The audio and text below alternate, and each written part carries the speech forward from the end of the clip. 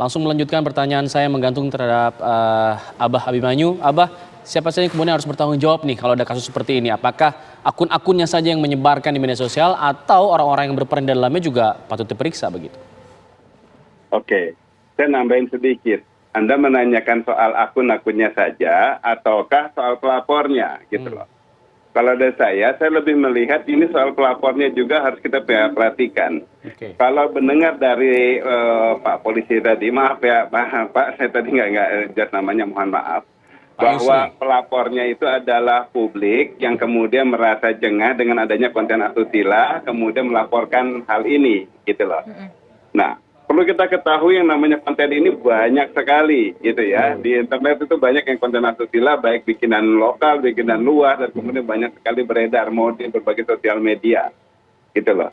Kenapa yang ini saja dia laporkan gitu loh. Hal apa, tujuan apa utamanya yang dia ingin ketahui gitu loh ya. Yang umpama apakah dia lebih jengah terhadap kontennya, lebih jengah terhadap tersebarnya konten asusila, ataukah kepada yang meneruskan. Nah, pelaporannya ini juga harus dilihat. Apakah dia melaporkan siapa yang mengunggah pertama kali ataukah mau mencari siapapun yang meneruskan konten ini gitu loh. Kan soal pengacara nih katanya, nah pengacaranya ini lebih spesifik dong, laporannya itu mau kemana. Itu sih kritik saya buat si pengacaranya. Oke. Kemudian sekarang kepada yang terlapor. Yang dilaporkan misalnya pengunggah. Fine, berarti itu kan yang melanggar pasal 27 ayat 1 ya gitu, karena mengunggah. Tetapi sekarang kita lihat juga mengenai unggahan di sini hanya sekedar pengunggahan ataukah karena ada unsur pencemaran nama baik. Kalau dibilang ada unsur pencemaran nama baik, berarti harusnya juga berpikir untuk pasal yang lainnya. Saya nggak usah ngomong detailnya pasal yang mana-mana, saya bukan orang hukum.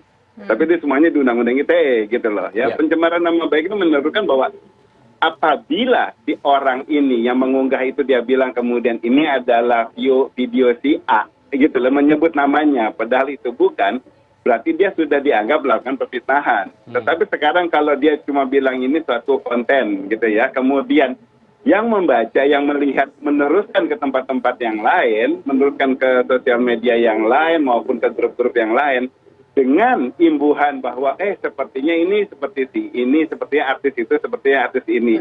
Nah, ini unsur ini juga harus dilihat. Yang satu hanya mengunggah asusila, kemudian yang satu meneruskan dengan ada unsur penyemaran nama baik, bahwa mulai mengacu kepada orang-orang tertentu, begitu loh. Ya, nah sekarang kalau sudah mengacu kepada orang-orang tertentu, nama yang disebut berarti merasa tercemarkan. Nah, kalau tercemarkan dia harus mengkonfirmasi bahwa itu memang dia atau tidak. Harus ada klarifikasi dulu dari yang bersangkutan, mengakui atau tidak mengakui atas konten tersebut. Gitu loh. Konsekuensinya apa kalau dia mengakui? Kenapa? Konsekuensinya apa kalau orang tersebut mengakui misalnya atau tidak mengakui misalnya? Anda nanya itu ke orang hukum. Saya kan melakukan pengungkapan saja. Gitu loh. Ya, kalau soal konsekuensi, saya nggak mau melangkahi seorang telematika kemudian ngomong ke hukum. Gitu. Oke, Abah, lantas hal apa yang harus ditelusuri dalam kasus ini? Kasus ini kan ada 2 poin yang tentunya menarik perhatian. Siapa yang menyebarkan dan siapa sebetulnya yang sesungguhnya berada di dalam video yang sempat heboh tersebut. Kalau menurut Abah, langkah apa dulu yang harus dilakukan pertama kali, Abah?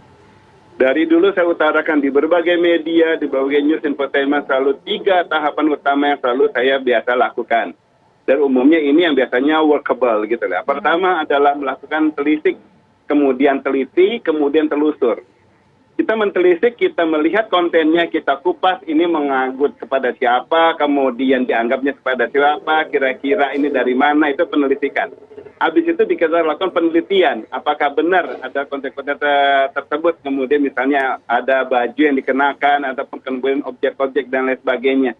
Kira-kira lebih mengacu ke yang bersangkutan atau tidak gitu ya. Kemudian jangan dicari persamaannya, harus juga dilihat perbedaannya. Karena kalau kita sudah mengacu kepada persamaan, berarti kita ikut memeriksa untuk meyakini bahwa itu adalah si A. Tapi kalau kita masih fair, kita memeriksa juga untuk apa yang memungkinkan bahwa itu bukan si A gitu loh. Oke? Ya, di situ melakukan teliti. Setelah diteliti baru kita melakukan penelusuran. Gitu loh. Sehingga yang ditelusur nanti orang yang menyebarkan kira-kira akhirnya adalah pada ujungnya orang yang mempunyai konten pertama yang asusila ini ya, di umpamanya yang istilahnya tersebar di internet. Sekarang ada 3 konten. Orang selalu mempermasalahkan yang 19 detik gitu karena itu yang terpotong yang paling banyak beredar di mana-mana. Ya. Karena paling mudah langsung hanya mau mengacu kepada muka saja. Padahal kontennya ada yang 33 detik, ada yang 1 menit 36. Wih, Abah kok punya banyak gitu. Enggak, kan kemarin kan ada pelaporan beberapa hari yang lalu. Wartawan menanyakan kepada saya semua, kemudian saya minta kumpul ke tempat saya bilang saya jelaskan di situ, saya bilang saya lihat dulu kontennya dari mana yang Anda ketahui. Di umpamanya dari situ akhirnya saya ketahui ternyata yang paling panjang adalah 1 menit 36. Ya. 1 menit 36 detik ini belum konten dari awal sampai akhir, baru ibaratnya dengan adegan tersebut itu baru setengah jalan gitu ya, kemudian berakhirnya juga dengan setengah jalan. Kalau memang orang melakukan adegan yang kayak gini dalam arti sesungguhnya, biasanya dia kan dari awal kita bilang, oh yuk rekam yuk, dan kemudian mereka merekam dari awal. Berarti kontennya harusnya ada dari mulai sebelum adegan sampai sudah selesai. Nggak mungkin orang di tengah-tengah jalan kemudian gitu konten dimatikan, ya kan? Nah, yang tersebar 136, kenapa cuma sebagian? Ini perlu kita pertanyakan. Karena kalau sudah dapat konten fullnya, akhirnya lebih terungkap lagi dari berbagai sisi. Karena di kamera ini kan mungkin ditaruh sini, taruh sana. Ada adegan ini, adegan sana, ada area-area yang terbuka. Sehingga lebih terklarifikasi, lebih jelas.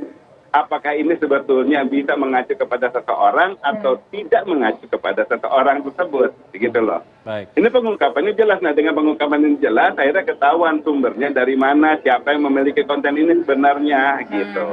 Baik, Abah, dari konten yang mungkin Abah sudah telusuri, dari yang 19 detik sampai 136 tadi, ini semua videonya adalah video rekaman asli dari handphone begitu, atau direkam lagi, ada Kopinya begitu ya? Iya, ada kopian atau gadgetan lagi yang menembak video tersebut dari sebuah gawai begitu. Koreksi, saya belum pernah melakukan penelusuran. Ya, jadi kemarin yang kita lakukan telisik, teliti, dan telusur. Nah, kita bisa melakukan telisik kalau sudah mulai ini dianggap saya bilang kasus hukum. Apa menyangkut kasus hukum itu bukan hanya sekedar misalnya media ataupun infotainment dan lain sebagainya menanyakan kepada saya, kemudian saya ungkapkan. There's no crime about it gitu loh kalau saya mau ngelihat di sana gitu ya. Tapi saya kalau mau ngelihatnya adalah penelusuran ini akan dilakukan kalau ada pihak hukum dan kemudian demi hukum mempertanyakan kepada saya, meminta tolong untuk pengungkapan. Nah, baru di situ kita lakukan telisik dan telusur yang lebih mendalam. Oke. Nah, dari faktor di situ, kalau kita lihat dari sisi kontennya, tadi pertanyaannya apa? Apakah itu dia apa bukan gitu ya? Gimana sih? Videonya video asli atau bukan? Atau ada clear. Ini lagi? Clear. Ada 2 unsur yang masih mungkin. Pertama unsurnya adalah dianggapnya rekayasa digital. Ya, dengan saya lihat konten yang sekarang saja yang 136, saya konfirmasikan tidak ada rekayasa digital di sini dalam arti rekayasa untuk memanipulasi wajah dan kemudian lain sebagainya agar seperti seseorang gitu ya. Tetapi yang masih paling mungkin adalah umpamanya dugaan terhadap adanya rekayasa konten. Kenapa rekayasa konten? Misalnya suatu objek yang ada di area tersebut, gordennya, kemudian televisi dan lain sebagainya, dan kemudian baju yang dikenakan yang pihak yang wanita itu dianggap bersama dan kemudian mengacu kepada seseorang. Baju itu masih bisa di mana-mana. Kalau gorden, ngomong gorden berarti saya termasuk tertuduh. Ini saya pajang di sini kenapa? Gorden saya belakang ini gorden saya mirip gitu, mau dibilang gitu kan. Nah, ini gorden kita bisa beli dimanapun gitu loh. Tetapi ini merupakan dasar acuan. Ini data acuan. Tapi tadi yang cukup menarik Abah sampaikan di sini adalah bukan mencari unsur persamaan dari video yang satu dengan video lainnya, tapi yang juga harus dicari supaya kita tidak ada praduga di situ, tidak ada praduga bersalah di situ adalah perlu untuk melihat perbedaannya. Nah, kalau berbicara soal perbedaannya, apakah cukup banyak perbedaan dari video yang 19 detik dengan video yang 1 menit 36 detik tadi, Abah? Oke, yang 19 detik merupakan bagian yang dari 33 dan 33 merupakan bagian dari yang 1 menit 36 detik. Berarti dengan demikian video utamanya adalah yang 1 menit 36. Gitu loh. Nah, dari unsur tersebut sekarang kalau yang 1 menit 36 ini sudah menjadi dasar, harusnya tinggal ditelusuri ke video tersebut. Tetapi lagi-lagi saya bilang, jangan terbatas pada video itu. Itu jangan hanya melihat yang sudah diunggah. Kan yang dituntutnya adalah yang diunggah, tetapi kalau sudah ketemu dan orangnya ada, ya diungkapkan sekalian agar ketahuan, karena ada unsur-unsur pornografinya di sana. melakukan perekaman salah, menjadi objek yang direkamkan salah, yang menjadi yang itu juga itu salah. Baik. Di pasal undang-undang pornografi ya 8, 9, 10, again saya bukan orang law, silakan dibaca aja orang law di sana. Baik. Gitu loh. Nah, sekarang dari pasal tersebut itu semua objek itu terpenuhi di objek itu. baik. Nah, akhirnya ditelusuri kalau biar nggak salah menuduh orang, salah istilahnya proses seseorang, harus dilihat video lengkapnya. Jangan hanya sebagian yang tadi 1 menit sekian aja gitu. Baik. Baik. Terima kasih Abah. Saya ingin terakhir ke Pak Yusri. Pak Yusri tadi disebutkan harus ada klarifikasi dari orang yang dituduhkan begitu ada dalam video tersebut. Dan konsekuensinya apa Pak Yusri? Jika orang yang dituduh tersebut mengakui misalnya atau tidak mengakui? Ini masih tahap penyelidikan, Mas. Jadi memang betul apa yang disampaikan Abah, betul. Teknis penyidikan kita, teknik penyelidikan kita yang kita akan lakukan nanti ke depan sambil berjalan ini, itu adalah sudah memang teknis yang sudah dipersiapkan oleh para penyidik-penyidik nantinya ke depan. Tetapi kan pentahapan penyelidikan juga yang masih terus kita lakukan. Karena ini juga baru laporan baru, kemudian juga unsur pasalnya juga nantinya kan kita akan gelarkan semuanya untuk bisa memenuhi unsur pasal di ini, termasuk para terlapor yang lain.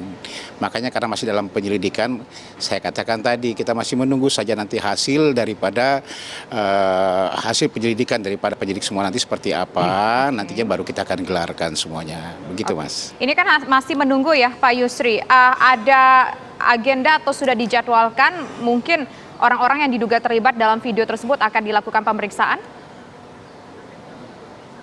Ya nantinya kalau ditanya apakah mungkin, ya bisa saja nanti ke depan. Tapi belum tergantung diagendakan nanti ya bagaimana Pak Yusri ya? hasil dari penyelidikan ini, Mbak. Belum, ini kan masih penyelidikan, bahkan kami masih mengklarifikasi dulu semuanya, termasuk juga para terlapor-terlapor yang ada. Kami juga nanti butuh yang namanya keterangan saksi ahli di sini, baik saksi ahli IT dalam hal ini semuanya nantinya akan ke depan seperti itu. Makanya saya bilang kita tunggu saja nanti sudah agak lengkap semuanya, masuk lengkap semuanya. Apakah naik tingkat penyidikan? Nanti setelah melalui mekanisme gelar perkara semuanya, nanti baru kita bisa tahu bagaimana kelanjutan daripada permasalahan ini, penyidikan ini. Terakhir Pak Yusri, apa kira-kira hambatan terbesar yang dihadapi oleh polisi juga untuk mengungkap kasus-kasus seperti ini?